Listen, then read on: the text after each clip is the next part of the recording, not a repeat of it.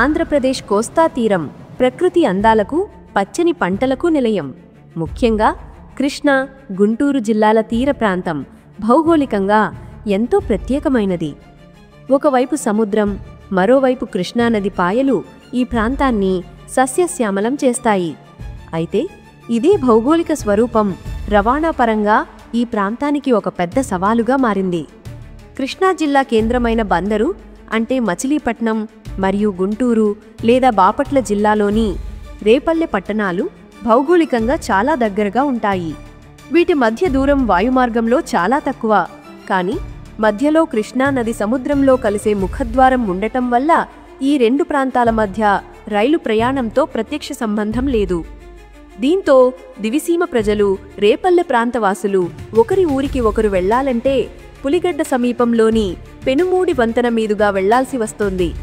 దశాబ్దాలుగా ఈ ప్రాంత ప్రజలు కృష్ణా నదిపై రైల్వే వంతెన నిర్మించి మచిలీపట్నం మరియు రేపల్లెలను కలపాలని కోరుతున్నారు.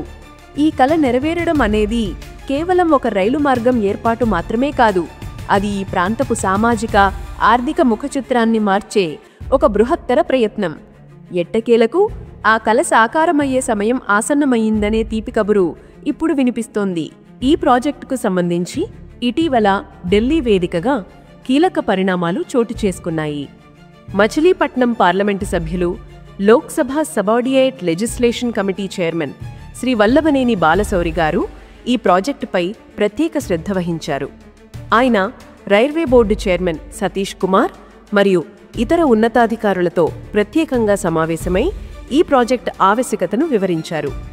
కేవలం మాటలకే పరిమితం కాకుండా ప్రాజెక్టు పనులు వేగవంతం చేయడానికి అవసరమైన ఆదేశాలను రాబట్టడంలో ఆయన కృషి చేశారు. ఈ సమావేశంలో ఎంపీ బాలశౌరి ప్రధానంగా 2 విషయాలపై దృష్టి సారించారు. 1. ఇప్పటికే మంజూరైన మచిలీపట్నం రేపల్లె లైన్ యొక్క డీటెయిల్డ్ ప్రాజెక్ట్ రిపోర్ట్ను వెంటనే పూర్తి చేయడం. 2. దానికి కొనసాగింపుగా రేపల్లె నుండి బాపట్ల వరకు కొత్త లైన్ నిర్మాణం. ఈ ప్రతిపాదనలపై రైల్వే బోర్డు చైర్మన్ అత్యంత సానుకూలంగా స్పందించారు. త్వరలోనే పనులు వేగవంతం చేస్తామని హామీ ఇచ్చారు. ఇది దివిసీమ ప్రజల పోరాట ఫలితం మరియు ప్రజాప్రతినిధుల కృషికి దక్కిన గౌరవం. ఈ మొత్తం కోస్టల్ రైల్వే కారిడార్ ప్రాజెక్టును 2 ప్రధాన భాగాలుగా విభజించి అభివృద్ధి చేస్తున్నారు. మొత్తం పొడవు అంటే నరసాపురం కనెక్టివిటీతో కలిపి సుమారు 131.30 కిలోమీటర్లుగా అంచనా వేస్తున్నారు. ప్రస్తుతం ఆమోదం పొందిన ప్రధాన భాగాలు చూస్తే, నంబర్ 1 45 కిలోమీటర్ల మచిలీపట్నం రేపల్లె సెక్షన్. ఇది అత్యంత క్లిష్టమైన మరియు కీలకమైన భాగం. ఎందుకంటే ఈ మార్గంలోనే కృష్ణానదిపై భారీ వంతెన నిర్మించాల్సి ఉంటుంది.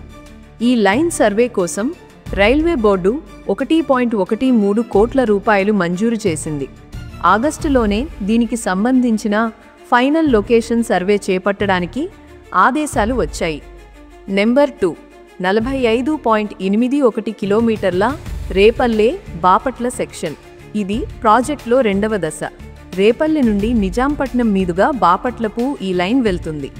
ఈ లైన్ సర్వే కోసం రైల్వే బోర్డు 1.15 కోట్ల రూపాయలు కేటాయించింది. ఈ 2 లైన్లు పూర్తయితే నరసాపురం నుండి మచిలీపట్నం, అక్కడి నుండి రేపల్లె, బాపట్ల వరకు ఒక నిరంతర రైల్వే మార్గం ఏర్పడుతుంది. ఇది కోస్తా తీరం వెంబడి సాగే ఒక సమాంతర రైల్వే లైన్గా మారుతుంది. ఈ కొత్త రైల్వే లైన్ వల్ల కలిగే అతిపెద్ద ప్రయోజనం దూరభారం తగ్గడం. ప్రస్తుతం చెన్నై వైపు నుండి హౌరా, కోల్కతా వెళ్లే రైళ్లు లేదా హౌరా నుండి చెన్నై వెళ్లే రైళ్లు తప్పనిసరిగా విజయవాడ జంక్షన్ మీదుగా వెళ్లాలి. విజయవాడ ఇప్పటికే దేశంలోనే అత్యంత రద్దీగా ఉండే జంక్షన్లలో ఒకటి. ఈ కొత్త లైన్ అందుబాటులోకి వస్తే గూడూరు, బాపట్ల మీదుగా వచ్చే రైళ్లు నేరుగా రేపల్లె, మచిలీపట్నం, భీమవరం మీదుగా విశాఖపట్నం వైపు వెళ్లవచ్చు. దీనివల్ల విజయవాడలోకి వెళ్లాల్సిన అవసరం ఉండదు. ఈ కొత్త రూట్ వల్ల హౌరా, చెన్నై మధ్య ప్రయాణించే రైళ్లకు దాదాపు 70 నుండి 100 కిలోమీటర్ల దూరం తగ్గుతుంది. దూరం తగ్గడమంటే డీజిల్, విద్యుత్ ఖర్చు ఆదా అవడమే కాకుండా ప్రయాణ సమయం కూడా గణనీయంగా తగ్గుతుంది. ప్రస్తుతం మచిలీపట్నంలో నిర్మిస్తున్న భారీ ఓడరేవు త్వరలోనే పూర్తి కానుంది. పోర్టుకు వచ్చే సరుకులను, పోర్టు నుంచి ఎగుమతి అయ్యే సరుకులను రవాణా చేయడానికి ఈ కొత్త రైల్వే లైన్ వెన్నెముకగా నిలుస్తుంది. తక్కువ ఖర్చుతో కూడిన కార్గో రవాణాకు ఇది ప్రధాన మార్గంగా మారుతుంది.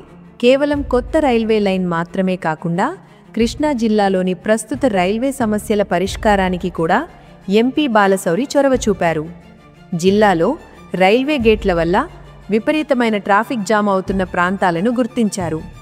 రామవరప్పాడు, గూడవల్లి, తెన్నేరు, పెడన, బందర్ పోర్ట్ రోడ్, గుడివాడ మరియు మచిలీపట్నం మెడికల్ కాలేజీ ప్రాంతాల్లోని రైల్వే గేట్ల వద్ద రోడ్ ఓవర్ బ్రిడ్జిలు లేదా రోడ్ అండర్ బ్రిడ్జిలు నిర్మించాలని రైల్వే బోర్డును కోరారు. ఈ వంతెనల నిర్మాణం వల్ల స్థానిక ప్రజలకు ట్రాఫిక్ కష్టాల నుండి విముక్తి లభిస్తుంది. మరొక ముఖ్యమైన విజ్ఞప్తి మచిలీపట్నం నుండి తిరుపతికి వెళ్లే భక్తుల కోసం.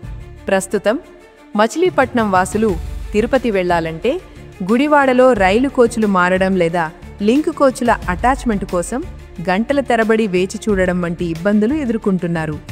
దీనిని దృష్టిలో ఉంచుకుని మచిలీపట్నం నుండి తిరుపతికి నేరుగా ఒక రోజువారీ రైలును ఏర్పాటు చేయాలని ఎంపీ కోరారు. దీనికి కూడా రైల్వే బోర్డు సానుకూలంగా స్పందించింది. మొత్తంగా చూస్తే మచిలీపట్నం రేపల్లె బాపట్ల రైల్వే లైన్ అనేది ఆంధ్రప్రదేశ్ రైల్వే ముఖచిత్రాన్ని సమూలంగా మార్చి ప్రాజెక్ట్. సర్వేలకు నిధులు మంజూరు కావడం, రైల్వే బోర్డు సానుకూలంగా ఉండటం శుభపరిణామం. ఫైనల్ లొకేషన్ సర్వే పూర్తయి డిపిఆర్ ఆమోదం పొందితే పనులు శరవేగంగా ప్రారంభమవుతాయి. ఈ లైన్ పూర్తయితే దివిసీమ ప్రజల దశాబ్దాల కల సాకారం అవడమే కాకుండా భారతదేశం యొక్క తూర్పు తీరంలో ఒక బలమైన ప్రత్యామ్నాయ రవాణా వ్యవస్థ ఏర్పడుతుంది. వ్యవసాయం, ఆక్వా రంగాలు మరియు పోర్టు ఆధారిత పరిశ్రమలు కొత్త పుంతలు తొక్కుతాయి. ఈ తీపి కబురుతో కృష్ణా, బాపట్ల జిల్లాల ప్రజల్లో కొత్త ఆశలు చిగురించాయి. రాబోయే రోజుల్లో రైలు కూత ఈ తీర ప్రాంతాల్లో వినిపించాలని మనసారా కోరుకుందాం.